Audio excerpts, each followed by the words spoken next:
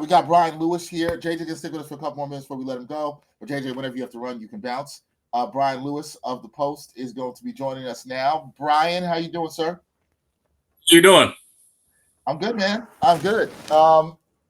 Did that game? I know you're doing this as a fan, as a journalist, but that was the game that I saw you tweet about it and say it looked like 80s basketball. I Oh like. yeah, man. No blood, no calls, and I then like. and then we see the end. Yeah, no, Then we I see liked Josh it. Hart. Josh Hart. No, what now? Let's go to that last play. Yeah. The very last play of the game, where you get a missed shot from Cade Cunningham. Mikal Bridges can't secure the rebound. It pops out to the corner. Dennis Schroeder pulls up for the three. I thought it was a good live. I thought it was a good closeout by Josh Hart. He didn't give too much of the body. What did you think? JD Bickerstaff was not happy about that. What did you think about that? The decision for the referees to let him play. But if I'm being fair, in my opinion, they've been letting him play all The entire game. The entire game. They have been letting him play the. Well, here's the thing. Listen. Yeah, I thought it was a foul. All right, but live by the sword, die by the sword. Yes, they've been letting everything go all day. All day they've been letting everything go. So I understand. Without a dog in the fight, I understand how Bickerstaff's going crazy saying that's a foul because by the letter of the law, that looked like a foul. But I also understand how Knicks fans are like, wait a minute now. You've been letting stuff go all day. They've been pushing guys on screens, moving screens left and right. They've been physically moving guys out of the way to clear a path for Cade. None of it gets called. Now, all of a sudden, you want them to be blowing whistles? So I understand fans from either perspective being angry about that one. Look, I liked how this game was officiated. I thought it was the most consistently officiated game for the series. I was saying that with the guys here. Mm-hmm. When you look at the shot making in this game, Brian, we were just talking about it. JJ and Brian and I were talking about this. When you look at the shot making, particularly from Karl-Anthony Towns, I mean, is that some of the biggest shots that we've seen out of Cat's career? That shot behind the backboard, that was great. I mean, that's as tough a shot as you're going to see. And it's not like he shoot. I mean, Duran's huge. So just the contest enough was going to be difficult. But the angle, that was fantastic. And then, the 30-footer would get lost in that. But yeah, that was fantastic shot making by Cat down the stretch of that game when they desperately needed every bucket that they could get. Yeah, peace out to our guy JJ who had to run. We appreciate JJ for rocking with us. John Skremsky here. We have Brian Lewis, sports reporter for the New York Post, joining us here. Myself and Brian Fonseca on the post-game show here after the Knicks have a thrilling 94-93 win over the Pistons. Brian, not Fonseca, Brian Lewis. Brian and I here were saying that the Knicks haven't even, we think, played their best basketball here yet in the playoffs. We have not seen that here, and yet they are here up 3-1. Does that tell you anything about this team, that there is a grit, a resiliency, a toughness that fans have sort of been looking for all season long, but are we seeing it here in the postseason? Yeah, I mean, I don't know that they've hit their peak. They certainly haven't played the perfect game. I don't know that they've hit their peak, but I'll tell you what, though, if you wanted to see some toughness, you saw some toughness today, especially from Brunson again. Where he goes out, what did he have? Maybe 15 after he came back. 15 in the fourth quarter after he came back from injury. Yep. Yeah. I mean, so I don't know that this is the highest that they can get because we haven't necessarily seen them put all of that together. Because I think Mikal has another gear beyond what he showed today. Whether you get that from him, I don't know. But there is still more that they have to give. But if you were just looking for an answer, if you were looking for a response, a physical response to the way Detroit played, I think you got that. You can't complain about that. Nah, you can't complain about that at all. Brian, do you think that we're learning something about this team that they can sort of carry on to the next series, which is going to be a vastly different level of competition. Not to totally look ahead, but I mean, we're all expecting Knicks Celtics. And maybe it's too early to bring this up, but like this is what it is. This is what's staring at us in the face. Do you think we're learning something about how they're closing these games, how they've closed games during the season, but especially in this series, that they're going to be able to take with them in the event that those games are closer? Or is this just too far of a level that we don't know yet because Detroit's younger, inexperienced, Boston's defending champions, and like the gulf between the two is massive? One, I mean, I think not only are we learning things about them, they may be learning things about themselves, just in their ability to close out games. I do agree with you, though. I mean, these are not the Boston Celtics. Mm-hmm. And I say that with all due respect to Detroit. I think Detroit's good. I think Detroit's going to get better. I think they've got a lot of young talent on this roster that they have spent years and years and years of tanking to accrue. So, I mean, there's talent there, but these aren't the Celtics. And the Celtics will be much better in end game situations than Detroit has been. Figuring out the end games is still something clearly that the Pistons are doing. Boston, I think, has more answers, whereas Detroit has questions. So, yeah, listen, I can't complain with the way that the Knicks have closed these games out. I think they are discovering themselves, okay, what works for us? What can we trust in the end game in those kind of sweaty palm moments? That's only a positive. But to think that Boston will help you the way Detroit has helped you is probably foolhardy. That would be foolish indeed. Do you think there's something, because I love the question Bryan asked here, but do you think there's something that can be taken for the Knicks, particularly in this game, where for most of the game, it was Jalen Brunson and Josh Hart that were the more efficient players on offense and not much from anybody else. Karl-Anthony Towns at the points, but wasn't efficient at times. You pretty much didn't get much from Mikal Bridges and OG Anunoby, although I will not understate. Mikal Bridges hit 2 huge threes in this fourth quarter to cut it from 11, and I think another time, big threes. Back to back. And his defense has been really good. I think fans, if you're not watching both sides of the ball, you're missing that. His defense has been fantastic in this series. Mm-hmm. I think he deserves the credit for that. But the fact they were able to win this game, Bryan, without Wingstop, as the fans have called them, really producing much offensively, is that big for their confidence? And they kind of got it done with defense in the fourth quarter too. Yeah, agreed, wholeheartedly. And like I said, I mean, Mikal, I think he ended up with 3 steals. Yeah. And disruptive defense at points. Listen, his defense, there's no complaints with it. He played well defensively. Yeah. I think he's capable of more than 8 points. I think he's capable. I think there's another gear offensively that he can get to. But absolutely, I'd be very happy with the way they defended and the way they responded, particularly just in the fourth quarter. Yeah. Now, Bryan and I was talking about this. Bench is a problem. Okay, we got to talk about it because at some point, maybe this is Boston, Mr. Lewis. Maybe it's there.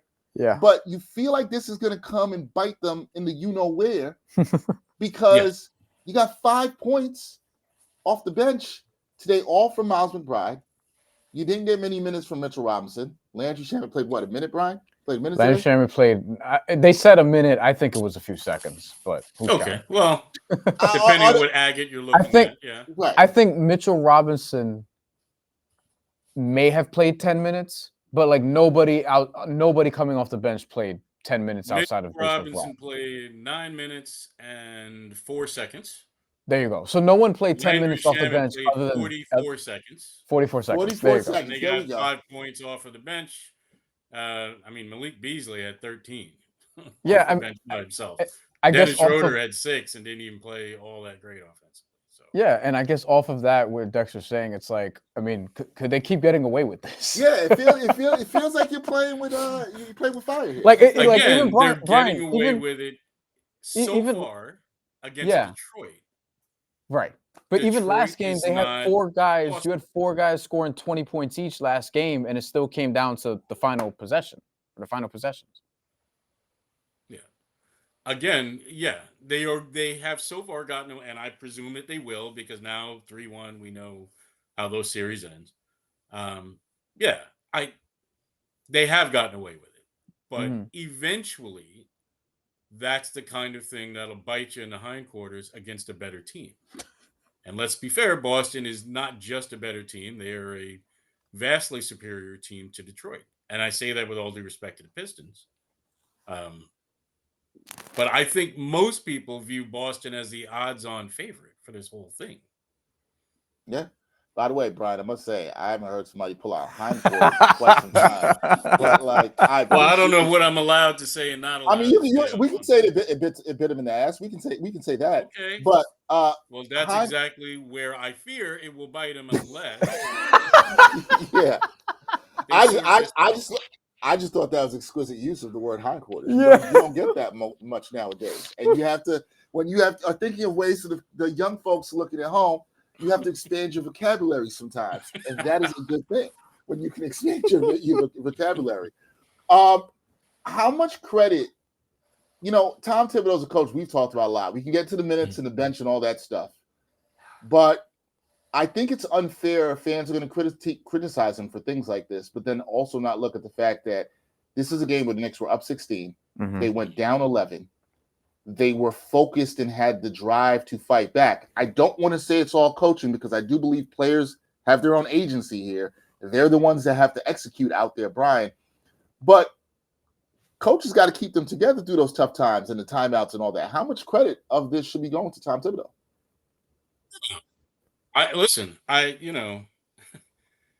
To me, Bickerstaff was already, behind the 8 ball in terms of coaching when he looked panicky and burned that challenge 5 minutes in.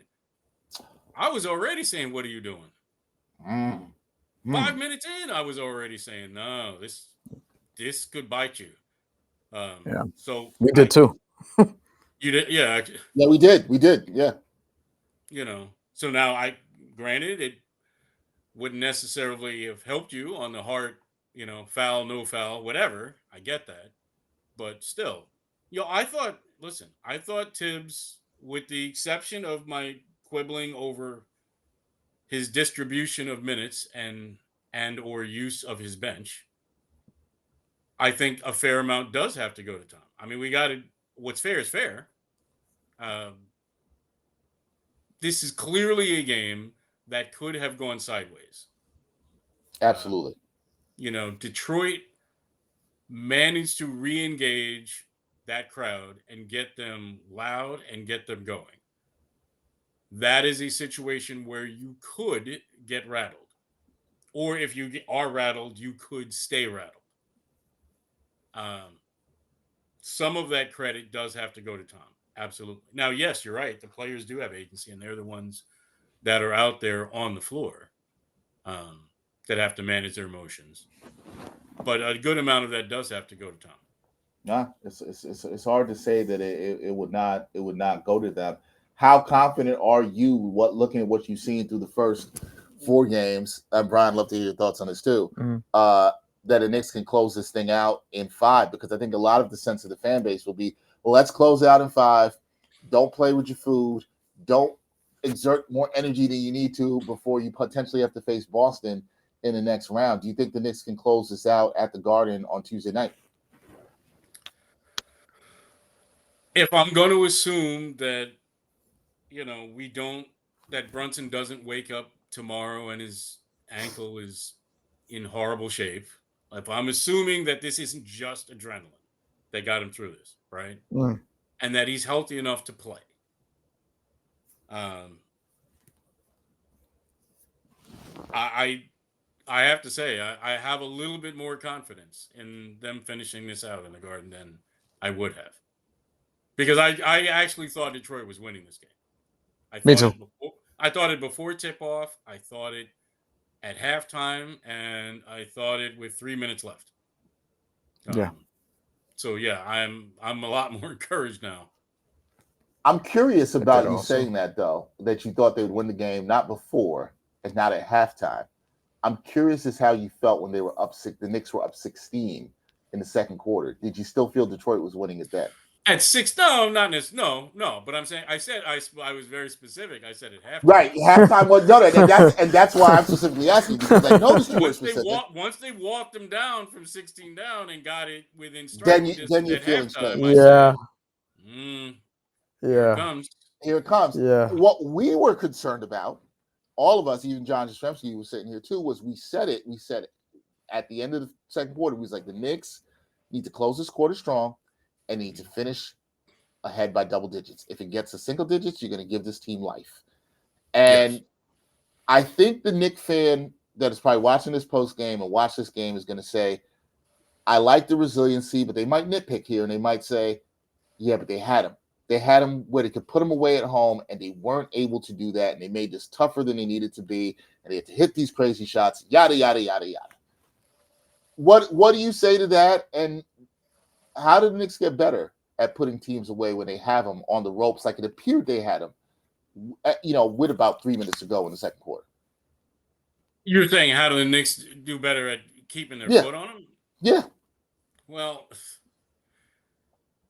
okay. I thought that at that point, there were, and I think we talked about this earlier, I would like to see these guys adjust a little quicker end game, not end game, but in game, to how the games are being called. And I think that should be easier for the Knicks than it is for Detroit. Because Detroit is playing, again, with all due respect, with children.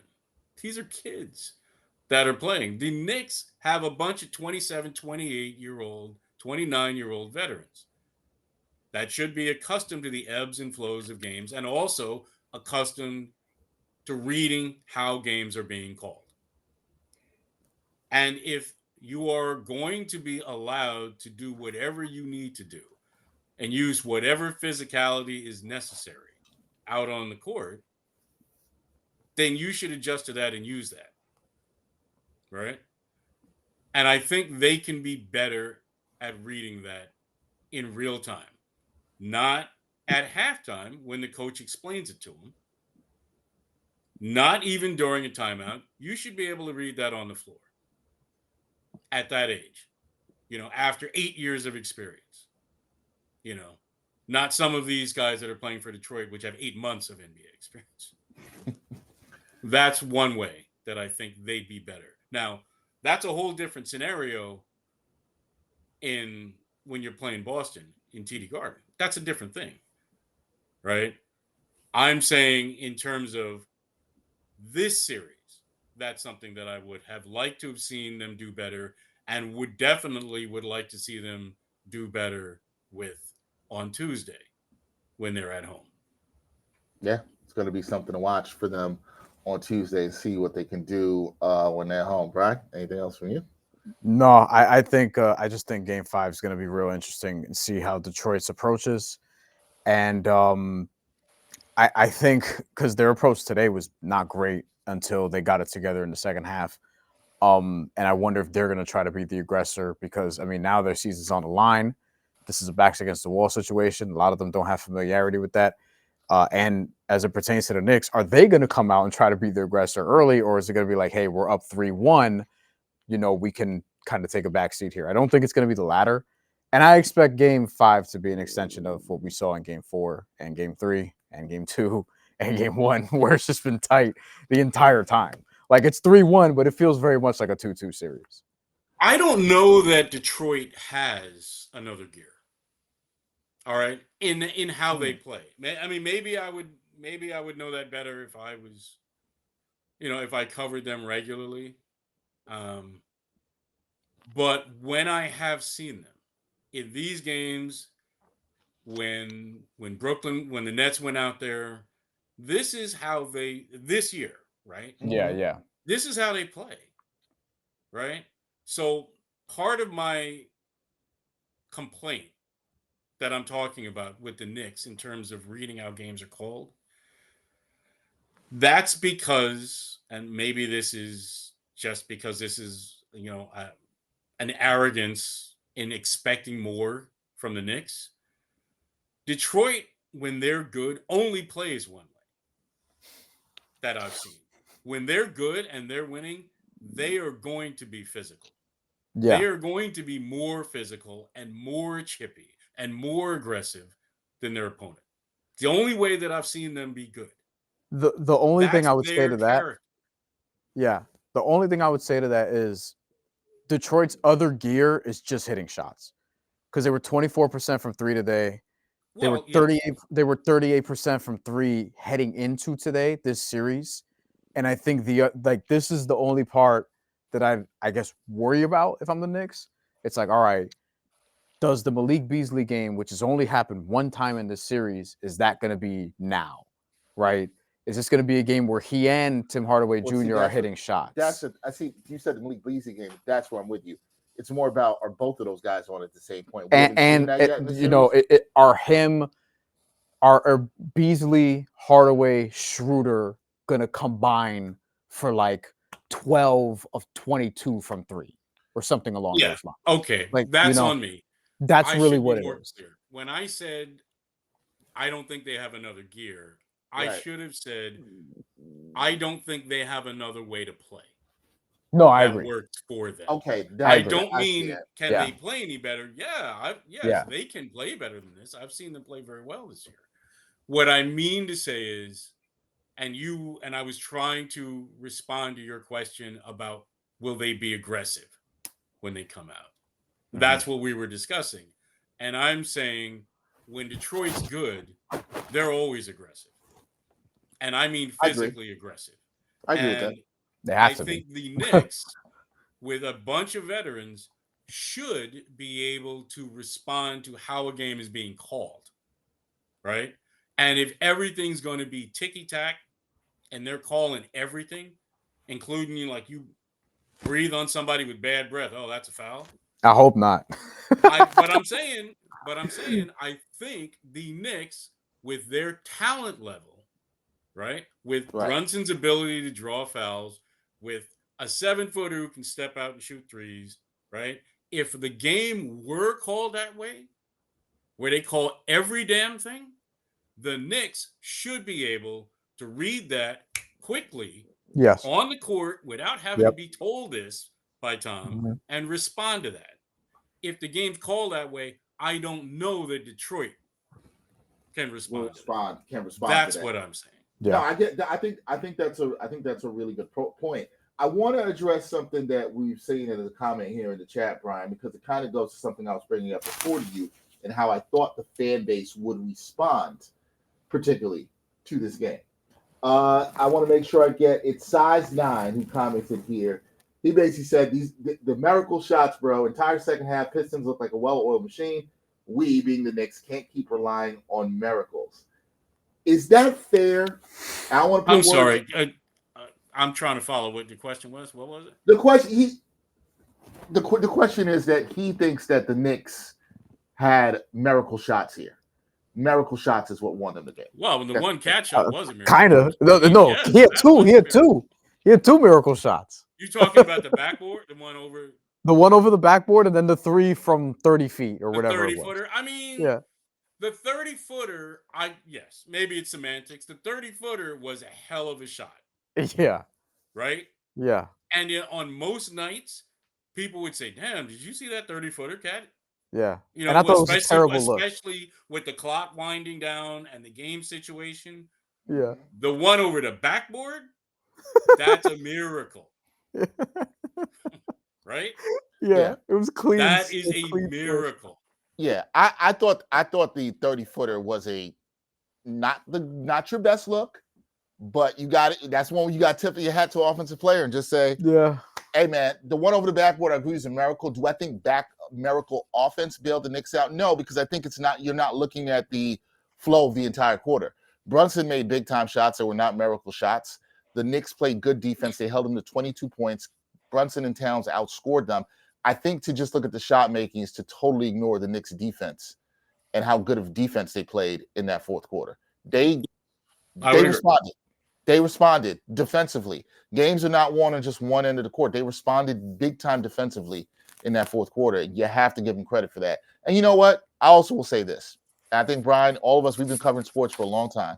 Nobody gives a damn about how you win. If you win by 1, if you win by 16, nobody gives a damn. Win the game. By any means necessary. By any means necessary, word to the great Malcolm X, you win the game. And they went out there and figured it out and win the game. And this is where I bring my plea to the fan base that watches these, and we appreciate you. You guys wanted toughness. You've been asking for this all season. Yeah. How is this not it? Yeah. How is this not the embodiment of what you've been asking for? And so sometimes I think fans, they want the toughness, but then they want to win pretty by 30 points and not have a stress. I get it. You don't want to be stressed. I get that. You could not be. You know how happy I was today to see Liverpool win 5-1 and not be stressed and wrap up the title? Thrilled. I get it. But and get it and get a record that I did not think they were ever going to get. Tied Man United's record. Do you know how happy I am about that, Bryan? Do you know the only day that's going to make me happier is passing them. Yeah, that is it. I'm going to be thrilled. And the sad part, that's going to happen. They will pass them long before Manchester United ever gets their stuff right. Sounds like a lot of joy in your voice for hearing that too, and I like that. No, not at all. Not at all. Not at all, because I like United and I have Liverpool fans that are just going to troll the living daylights out of me now. I'm gonna be nice to you. I just made sure you had to look at the hat and the hoodie today. That's all. But I'm gonna be nice to you. Oh Lordy. But okay. But overall, I think as we put a wrap on this, Bryan, because we kept you long enough. I think we all sitting here looking at this game in LA. This is a good win for the Knicks, but I think we'd like to see how do they build on this in terms of closing out Game 5, and then also as they move ahead to the next series, if they are able to close that. I wonder, though, I guess the last question I have for you, Bryan, when you look at a win like this and the wins, the way they've got them, particularly in this series, do we believe this is something that can sort of unify this Knicks team who has been labeled as being soft, not like last year's team, not having the toughness? Is this the kind of series that can help a team that changed 3/5 of their starting lineup and sort of bring them together moving forward? Yeah, I mean, yeah. Listen, I always think winning breeds winning. I do always think you can learn from this and take confidence from this, especially in those end game moments. Figuring out who you can trust in those moments. How you need to play, how every play, even off of the ball, matters. Yes, I do think it's something that can only help. Again, I'm gonna, I have to be the voice though and say this: Boston's a different animal. The Celtics are not going to just throw the ball away willy-nilly for an entire quarter and a half or an entire half like the Pistons did. Just heaving the ball out of bounds and kicking it off. They're not doing that. They're not. Yeah. Now I will say, yeah, I do think, if you are really physical with them, maybe you can surprise them. Because let's be fair, the Celtics did appear a little bit surprised by the physicality that Orlando brought. Good point. And Orlando, I see a lot of similarities. I think Orlando is more talented than Detroit, but you're talking about a young, physical team that likes to throw their bodies around. But we'll see what happens, because that's what happens. Boston actually has talent. Boston has tons of players. They griped about the calls, and we'll see what's probably going to happen is the refs will say, oh, yeah, maybe we should call more things, and then Boston will finish them off and probably send them back to Florida. But I do think Boston is a much, much, much greater threat that you're going to have to deal with in the next round. But just try to get through Game 5, try to close it out, and be able to rest Brunson's ankle, and then go into Boston as healthy as you can. let's just worry about doing that. Yeah. Before we worry about what that means for the Boston series. I think Just that's try fair. to get there as quickly and as painlessly as possible. Yep. I think that's more than fair. Take care of your business. Don't play with your food. We'll see what happens with the Knicks in Game 5 on Tuesday night. Brian Fonseca and I will be here. Brian Lewis, you'll be with us too after the game. We thank you for joining us here after Game 4. And, you can just say, go Liverpool. You never walk alone. I'm always with you, man.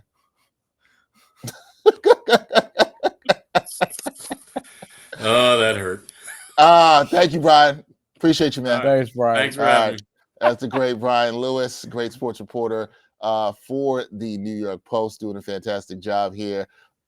Brian, this was a fun game, fun times kicking it with JJ, kicking it with you. These have been fun through the series. It's probably been less nerve-wracking to watch, although all these games have been really tight. Less? Yeah, I mean, when you're having fun in it, having fun around work, I think it takes that. Maybe if you're home by yourself, it might be a little more stressful. I guess. I'm watching you, I mean, you little tilt here and there, you know what I mean? The games have been close. Yeah, I think for me, I don't know about the other games, but this game today, it's just, I'm like birthday vibes. My birthday was yesterday. Also, Liverpool wrapped up 2-1 lead is a little different. Then down 2-1, you feel it might feel like they were down in Game 1 by I don't remember how much heading into the fourth quarter, but they were down, and then they went on that run. So maybe a little bit different emotionally there, obviously, than Game 3 or Game 4 for you, I would say. I think I don't want to just jump ahead to Boston here because I do think you have to close this because and the line just open. I checked because believe me, I'm gonna check. Knicks -5 is the line for Game 5 right now. We'll see how it moves, where it moves. I'm not touching it. I think I have my thoughts on that game already. I would lean towards them closing it, but I think Detroit's they're gonna give you their best shot. What that looks like, is it like another awesome Cade game?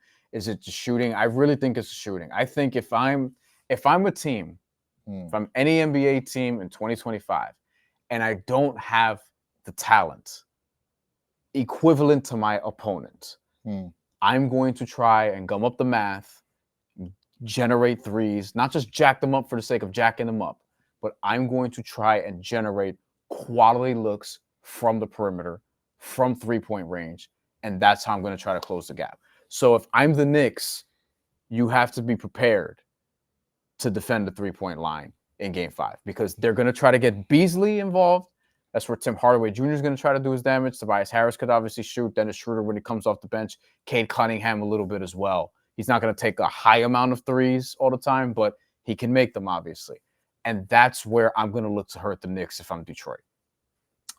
I would, because the Knicks haven't done a good job of defending the three all season, so I see the strategy in that. I think the Knicks are going to be in for a dogfight to start this game on Tuesday. And look, a lot of that has to do with the health of Jalen Brunson. We'll get more on that and have you updated on that and all that good stuff. But I have a feeling, I think the Knicks are going to be very focused on closing this out. I think they do close it out. I predict them in 5, so I'm not backing away from it now.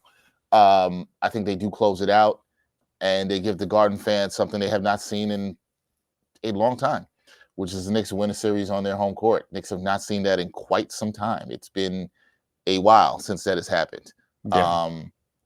Hasn't happened in the last couple of playoff runs.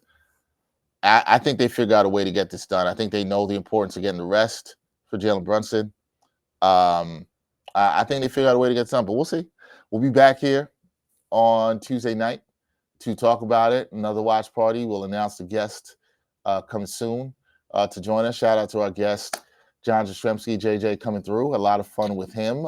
Check him out on The Ringer and check him out on SNY with his the New York podcast on The Ringer and his appearances on SNY. Check him out there. Trying to think anything else. Because we've done this, there will be no recorded version of New York Got Game this week. We will put out this post game for you to check out in case you missed it. It'll be up there.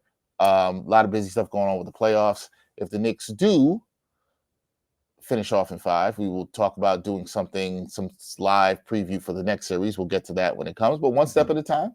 We're not playing without food. We'll look ahead when the time comes to do that, but it should be a fun one on Friday. I think if you're a Knicks fan, you should be excited about what you saw today. Was it stressful for you? Probably, yes.